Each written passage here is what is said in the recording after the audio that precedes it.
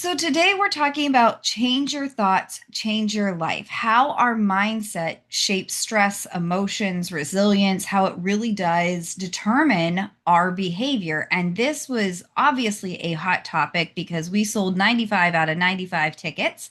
And so there's a lot of people that are really struggling with those mindset issues. For those of you who don't know who I am, my name is Megan Wollerton. I own Life Force Wellness, and I currently hold certifications as a personal trainer, health coach, nutrition coach, corporate wellness specialist, positive psychology practitioner, and I recently got a certification in stress management, sleep, and recovery. And hopefully by the end of this month, I will have finished up the change psychology certification. So down this rabbit hole, I go ever further, learning as much as I can about just psychology, behavior change, health and wellness. It's something I've really just found a passion for. I was not always in health and wellness. In fact, I spent 5 or 6 years actually in the oil and gas field industry. And that will burn you out pretty quick. Working 60 to 100-hour work weeks on call 24/7.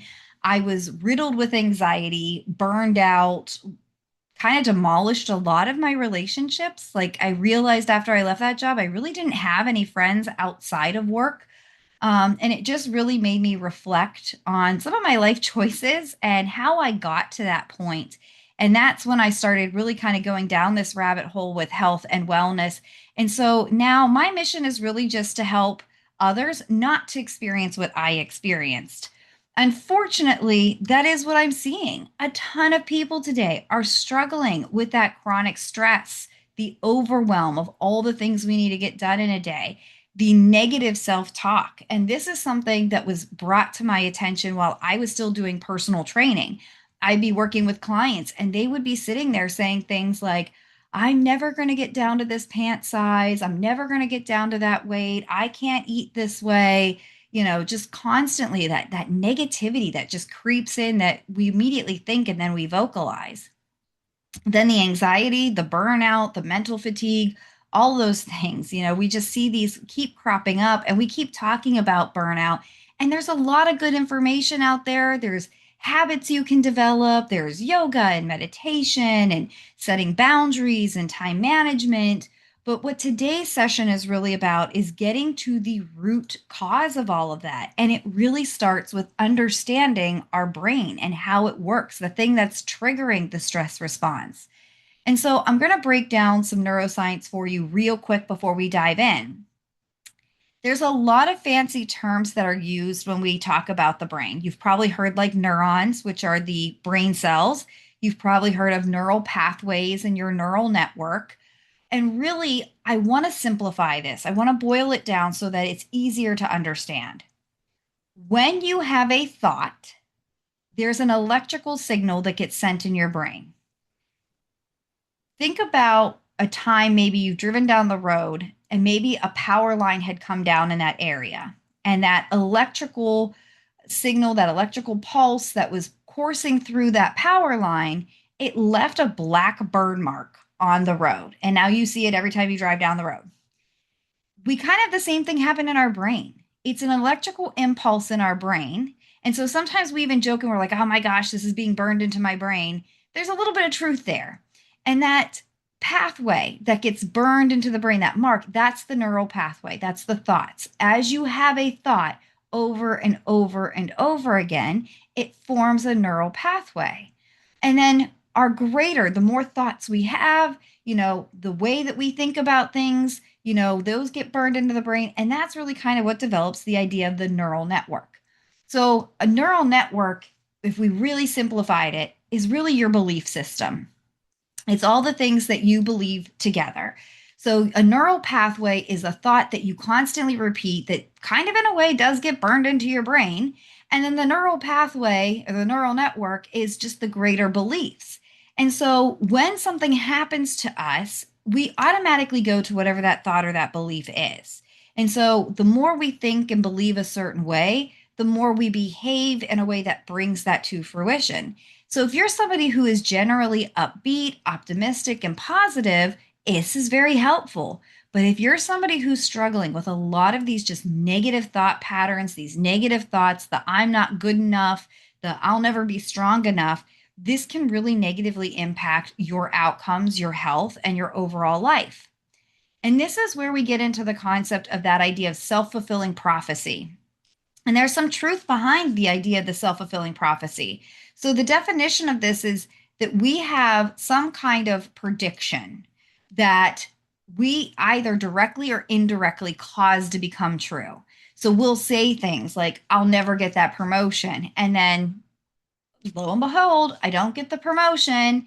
And what we don't realize is it because of the belief that we held that we behaved in a certain way that didn't help us get the promotion. And sometimes we do it completely subconsciously. To give you an idea of how this kind of plays out, we also have this thing known as the reticular activating system in our brain. Last summer, my Jeep decided to just spontaneously catch fire. Isn't that fun for me? While I was driving it, mind you, so new fear unlocked. I get it home, fire department comes. It's a fun time for my kids who love the fire trucks. But now I obviously have to shop a new car. I decided I want to look for a Hyundai Santa Fe. That's what I had prior to the Jeep. I love that car. It clearly never caught fire on me before, thought it was more reliable. My husband and I, we start shopping. We go to a dealership with some used Hyundai Santa Fe's on the lot. I'm looking at them and I realize they've completely changed the Santa Fe. It's now the size of a large Honda Pilot, and I don't like the bigger SUVs. Sitting next to it was this little Hyundai Tucson. I had never really given much thought to a Hyundai Tucson. Took it for a test drive, fell in love with it, drove it home. Guess what I see everywhere on the road now? Hyundai Tucsons are super popular in Western PA, and I never realized it. I never paid any attention to it before because I wasn't looking for it. My brain had no connection to it.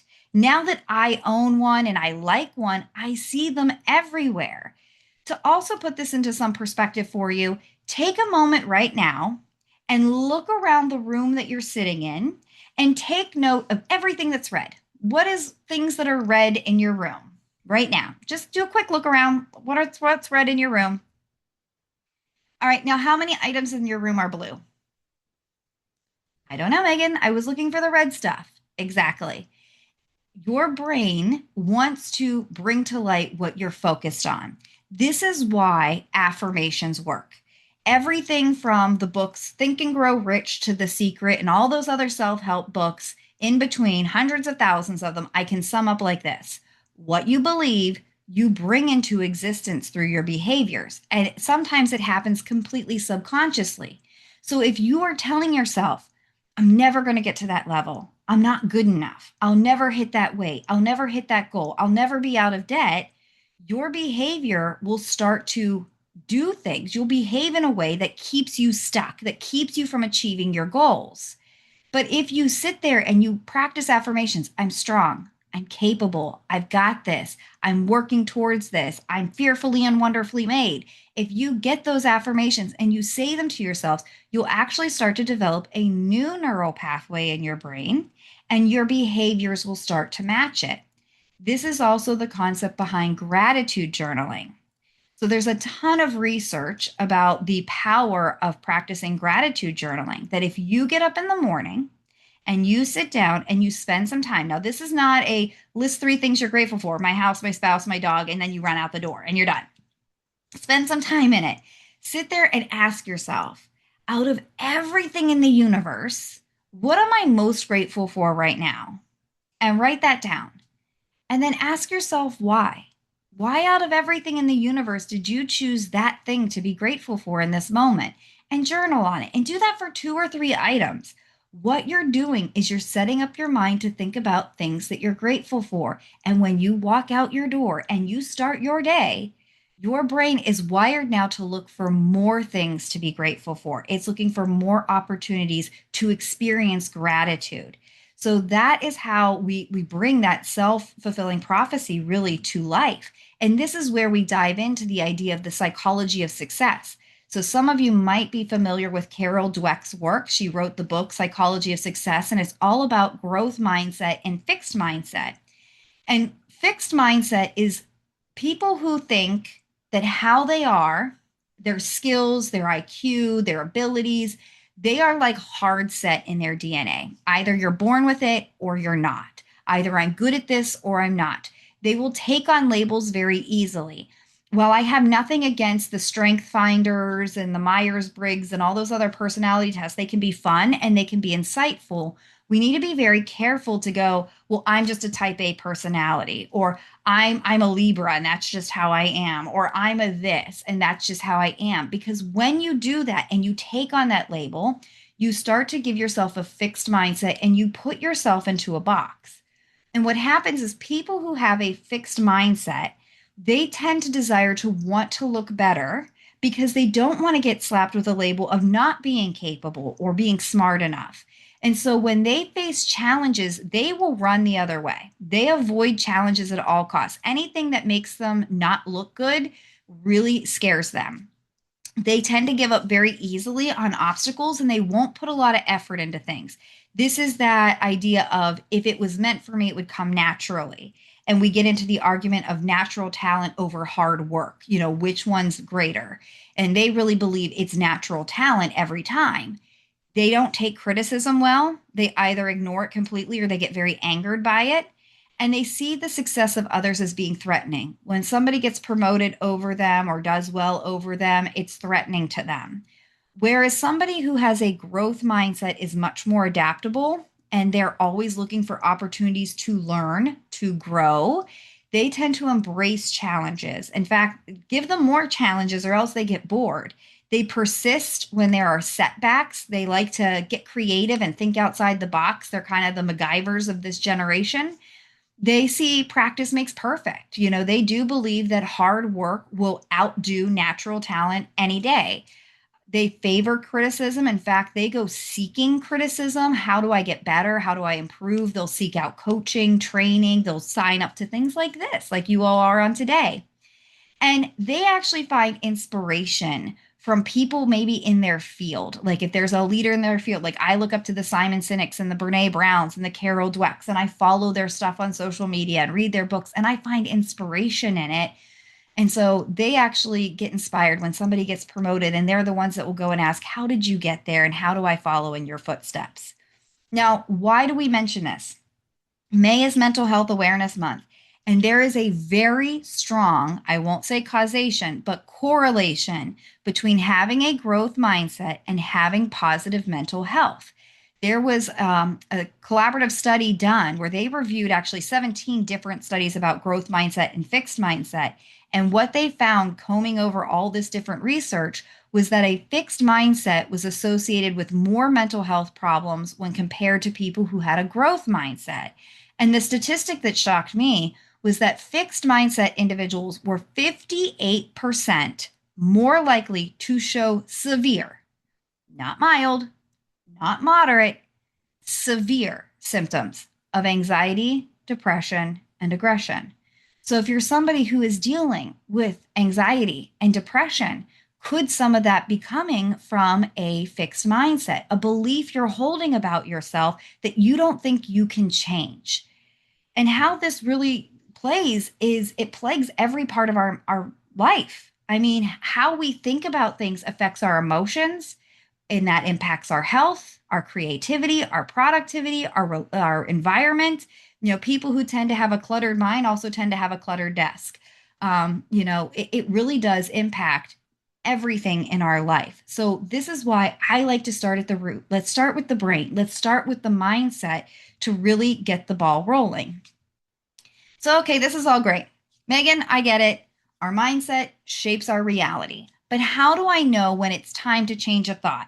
Like, when do I know I have the ability to change, or I need to change something, or I should go after a goal? And when should I just accept defeat?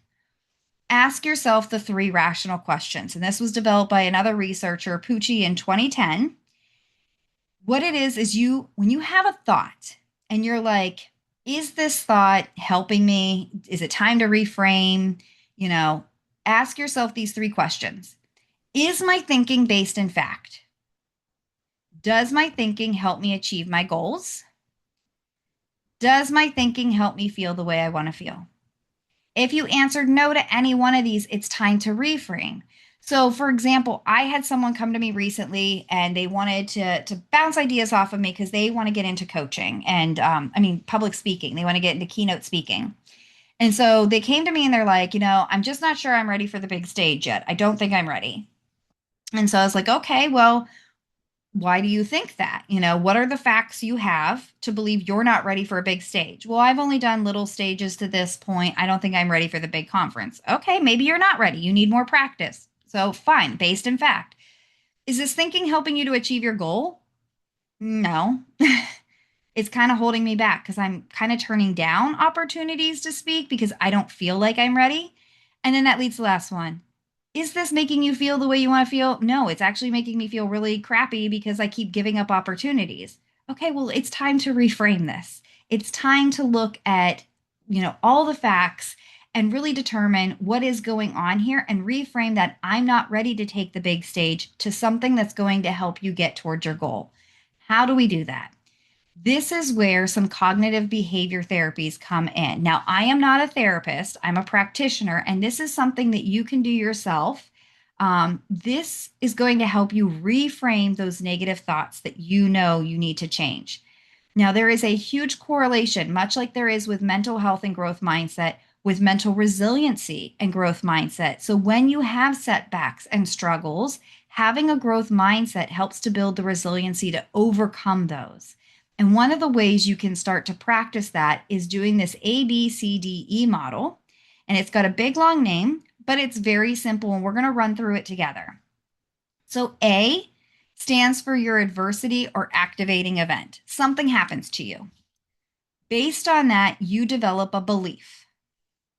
That belief becomes a consequence, basically your actions. What's the consequence based on your belief? Much like we just discussed with self fulfilling prophecy. From there is where the therapy comes in. Now we dispute with evidence and we evaluate. So, a simple example, we have person one, they have a fixed mindset. They try to get a promotion and they get passed up for it. Their belief is, I'm just not cut out for this. And then we see the consequence. They're devastated and unable to work. This is something we've all seen. We know someone and maybe ourselves. We didn't make a team, we didn't get a job, we didn't get a promotion, and we just shut down, right? I'm just not good enough. I'm taking my ball and going elsewhere. Maybe you're angry at them. Maybe the belief is these people, they're discriminating against me. You develop some kind of belief, and the consequence of that is you just shut down. You're not going to try for it again. You're going to maybe even start looking for another job in these instances. Person two, on the other hand, has a growth mindset. They don't get the promotion. And so they start thinking, oh man, I need to get better at something. And remember, growth mindset people tend to seek criticism.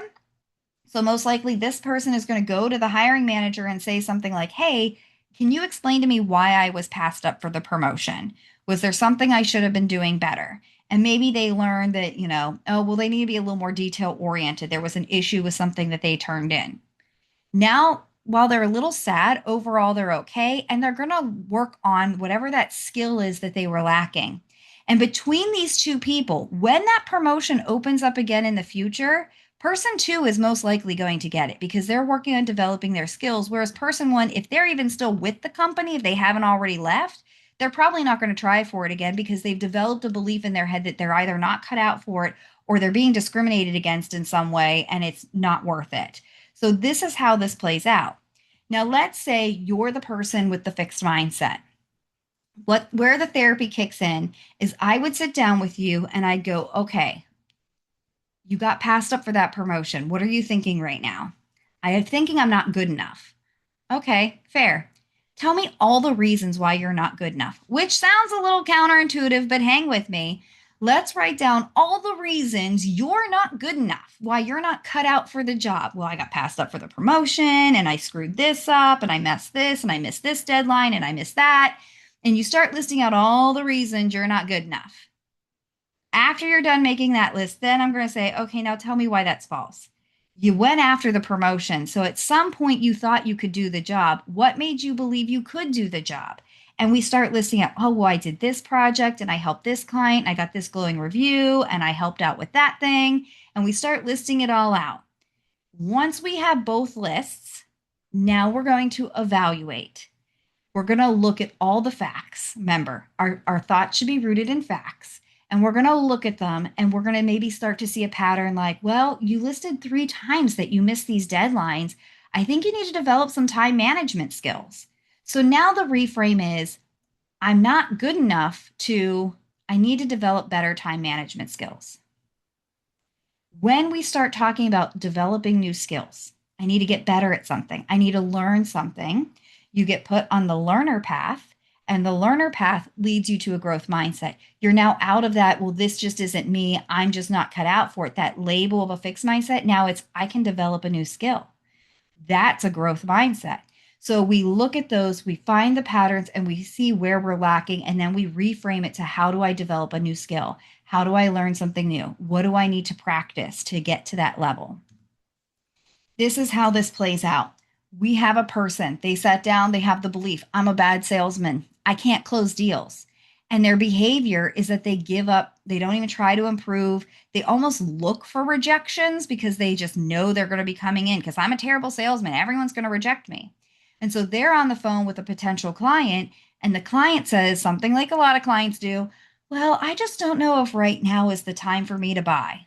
And they go, oh, okay, well, call me back when you think you're ready. I'll be here. Click.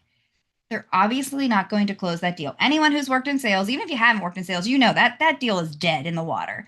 So, of course, the result, the consequence is that lack of performance, the lack of sales. Now, we develop a growth mindset, and that person starts to think that selling is a skill set. There are certain things you need to do. There's like, the art of the deal. There's things that you can do to learn how to sell better. And so their behavior changes and they start to practice. Cold calling is practice. Maybe they sign up for a Sandler sales coaching course. Maybe they start reading books on how to close deals and do better sales. And so the next time they're on the phone, they've learned things like, hey, right now is just not the best time for me to buy. And they ask follow-up questions like, well, when would be the good time for you to buy? How much longer do you want to keep dealing with this issue? Now they reopen that conversation. That can lead to a better sale. And so with more time and more practice, they get more sales. And so but it all boils down to, what are you telling yourself? What are you saying in your head that's causing the behavior that's leading to the results you're experiencing right now? So, when it comes to building up that mental resilience, when it comes to reframing our mindsets, there's not a big magic trick. And I'm sorry I don't have that for you. And in 30 minutes, I can only offer you so much. There's so much more I want to discuss here, which there's an opportunity to learn more, which I'll tell you here in a few minutes. But it starts with small shifts. First, the awareness. When a negative thought pops into your head that is not making you feel the way you want to feel, that is not helping you get towards your goal, that is not rooted in fact, you need to have the awareness to go, no, that's incorrect, and reframe it. You can go through that ABCDE model, but for a lot of people, when you start to practice it, it happens in a flash. That you'll sit there and that whole thought of, I'm never going to get down to that weight. Nope, I just need to rein in the diet a little bit. Or I'm never going to do this. Nope, I just need to get a little more focused. Or I'm not good enough. I'm totally capable of doing this. That awareness to go no and squash it, because you have to undo the burn marks that you've had for years and replace them with those new thought patterns, those new neural pathways. You should be questioning your thoughts. Okay, I keep ruminating on this thing. What's fact here? What's true about this? What's not true about this? And it seems really weird that you almost have to talk to your brain about, brain, why are you having this thought? But understand that anxiety, that depression, it comes from your emotional center. And that comes from the limbic system in our brain. And our limbic system doesn't really have language. So it does seem a little bit weird, but you do kind of got to talk to your brain and be like, why are you freaking out right now? And talk through it. You need to interrupt the spirals. Something I go over in my 60-minute workshop is catastrophizing. When we spiral and it ends with, I'm going to die all alone. You've got to disrupt that. You've got to recognize when that's happening, bring awareness to it, and reset it. You need to also replace the extremes. It's the I'll never, I always, those need to go. Sometimes, yeah, you make a mistake. Sometimes, yeah, this thing happens. It doesn't always happen. It doesn't never happen. So you need to replace the extremes in your vocabulary And then just practice healthier narratives. Don't talk bad about yourself. We have such a strong negativity bias. But if anything that you learn from this workshop, what you believe, we tend to speak. And what we speak, we tend to bring into existence. So if you are constantly speaking on yourself, thinking on yourself, I'm not good enough, I'm not capable, even like joking with a spouse about, I'm going to divorce you. That word is not allowed in this house between my husband and I. I've made it very clear. You are with me until you meet Jesus, good sir. Like until you are in the grave, there is no divorce in our vocabulary. We don't even joke about it because when you say things, you bring them into an existence. So if you're constantly saying things to yourself like, I just don't, I'm not good at this, I'm not capable of this, my brain doesn't work that way, you are putting yourself in a fixed mindset and in a box. So just be very, very mindful about what you are saying and try practicing adding some positive things about yourself. Try bragging on yourself a little bit. There's nothing wrong with spending a minute or two each day and just brag on you. So I hope some of the key takeaways you got today is really understanding how our thoughts shape our emotions and our behavior and how those repeated thought patterns, really get burned into our brain for real. Um, you should have learned how to challenge all those unhelpful thoughts, run them up against those three rational questions. You know that mental resilience, it's a skill.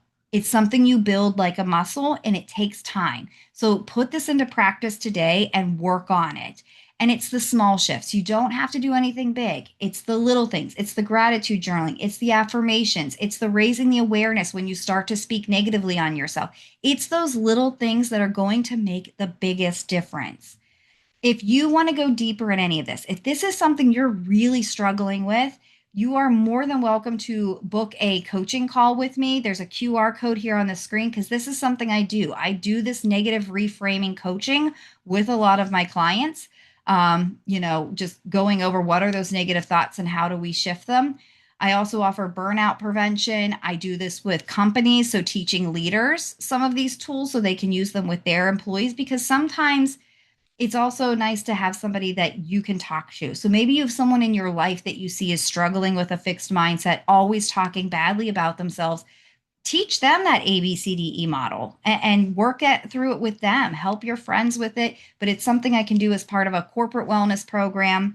And I do offer an extended 60-minute programs.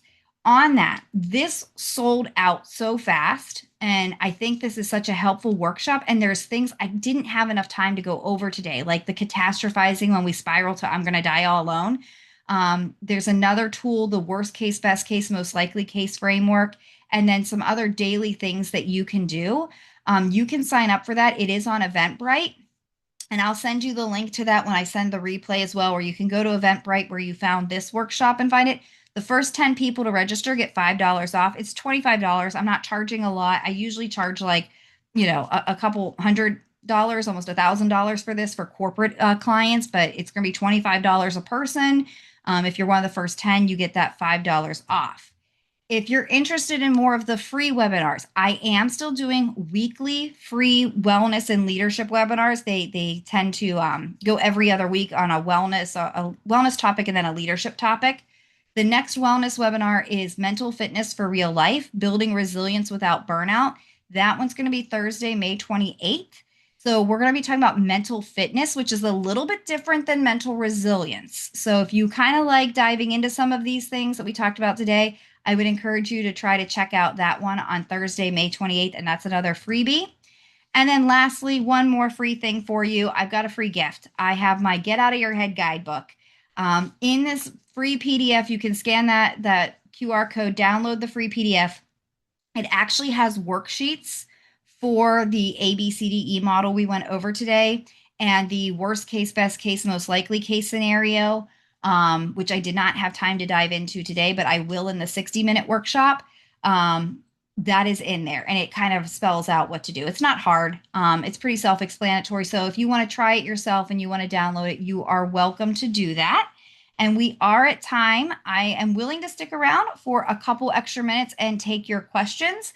Please feel free to download the resource. If you have a question you don't want to ask in front of the group, my email and phone number is on the screen. So let's see. All right. Thank you all for coming. I hope you have a great rest of your day. I hope this was helpful. And I look forward to seeing you guys on the next one.